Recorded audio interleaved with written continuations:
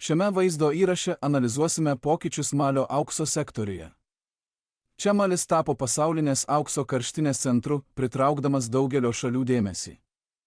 Tačiau šis didesnis įsitraukimas palaipsniui meta iššūkį centriniai pozicijai, kurią Rusija pamažu buvo užsitikrinusi šalyje. Malis jau daugelį metų yra vienas pagrindinių Afrikos aukso gamintojų, tačiau jo svarba auga ir tampa esminė šalies politiniai bei ekonominiai krypčiai. Iš tiesų, vyriausybė stipriai priklauso nuo aukso pajamų, kad galėtų finansuoti valstybę ir remti ginkluotąsias pajėgas, todėl sprendimai dėl kasybos tiesiogiai veikia nacionalinį stabilumą. Šalis per metus išgauna gerokai daugiau nei 60 tonų aukso, todėl patenka tarp didžiausių žemyno gamintojų. Aukso koncentracija taip pat tapo magnetu užsienio vyriausybėms ir įmonėms, ieškančioms būdų įsitraukti. Kadangi daugelis kasybos regionų yra atokūs ir sunkiai valdomi, šie išoriniai veikėjai siūlo investicijas arba saugumo pagalbą mainais į prieigą prie aukso. Rusija rėmėsi praktinę karinę pagalbą, kad įsitvirtintų ir sustiprintų savo pozicijas, siųsdama įrangą, kuri leidžia Malio daliniams veikti. Pavyzdžiui, be karinės pagalbos Rusija neseniai pristatė šimtus generatorių, kurie yra būtini ryšiui ir koordinacijai regionuose, kur elektros tiekimas yra nepatikimas. Ši strategija daro Malio vyriausybę labiau priklausomą nuo nuolatinės Rusijos paramos, taip padidindama Rusijos įtaką. Tačiau šalies nestabilumas pastaruoju metu paskatino Indiją pasitraukti iš Rusijos remiamo ličio projekto dėl didėjančių saugumo rizikų. Šis sprendimas rodo mažėjantį pasitikėjimą Rusijos įsitvirtinimu šalyje ir jos gebėjimu apsaugoti bendrą investiciją Malyje. Kinijos požiūris atitinka platesnį modelį, jį derina infrastruktūros investicijas ir komercinius interesus, taip galėdama pristatyti save kaip patikimą partnerę ilgalaikiai įtakai kurti. Tačiau pastaruoju metu taip pat išaugo karinis bendradarbiavimas, ką rodo balandį pristatyta kiniška Yitan oro gynybos sistema, leidusi Maliui visiškai apeiti Rusiją. Toks požiūris leidžia Kinijai nuosekliai stiprinti savo įtaką, nes jis siūlo ne tik ginkluotę, bet ir kelių, energetikos projektų bei techninės patirties perspektyvą, galinčią paremti platesnius Malio siekius.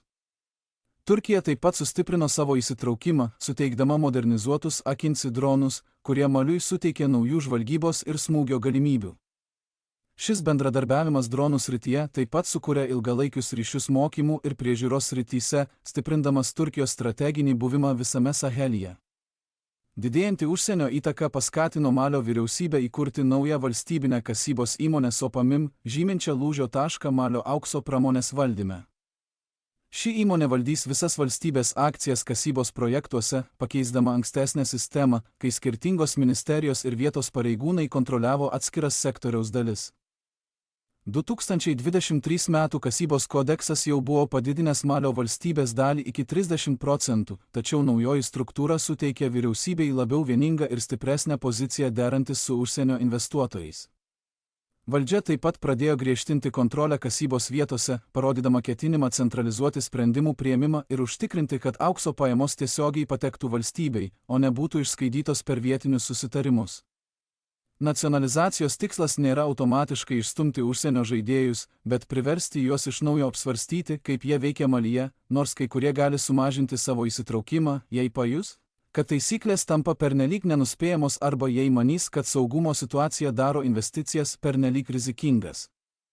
Tuo tarpu kiti gali dar labiau stengtis pelnyti valdžios pasitikėjimą siūlydami karinę paramą, infrastruktūrą ar politinę paramą, tikėdamiesi išlikti arti tų, kurie dabar kontroliuoja prieigą prie Malio aukso. Didžiausią spaudimą patiria Rusija, nes jos įtaka daugiausia priklauso nuo karinio bendradarbiavimo, o ne nuo plataus ekonominio įsitraukimo, todėl ji tampa pažeidžiama, kai Malis stiprina savo išteklių kontrolę. Apskritai Malio siekis nacionalizuoti savo aukso pramonę keičia konkurenciją tarp užsienio valstybių ir verčia kiekvieną veikėją koreguoti savo strategiją. Nors Rusija išlieka stipriai įsitraukusi, jos svarba mažėja, kai Malis keičia taisyklės, o kiti veikėjai didina savo buvimą. Prieiga prie aukso tikriausiai ir toliau vilios naujus žaidėjus, o kol aukso kainos kyla, Malis neturi daug priežasčių tenkintis vienu partneriu. Dabar Malio vadovai susiduria su iššūkiu pasinaudoti šią konkurenciją valstybės stiprinimui, o ne tapti labiau priklausomais nuo naujų užsienio partnerių. Norėdami pamatyti necenzūruotą kovos vaizdo medžiagą, kurią naudojame šiame reportaže, apsilankykite mūsų interaktyviame naujienų žemėlapyje. Čia mūsų nevaržo YouTube taisyklės ir pagaliau galime parodyti jums visą neiškirptą tikrų įvykių versiją.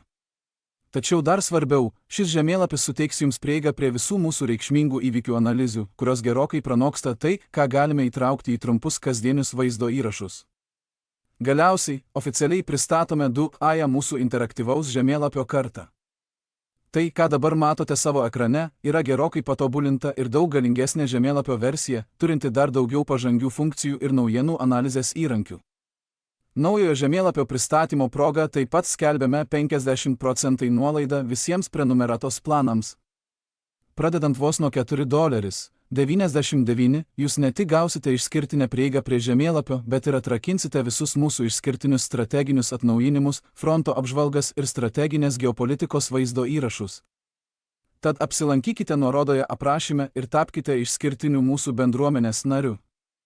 Nuoširdžiai vertinu kiekvieną, kuris prisijungė prie mūsų, jūsų palaikymas mums reiškia labai daug.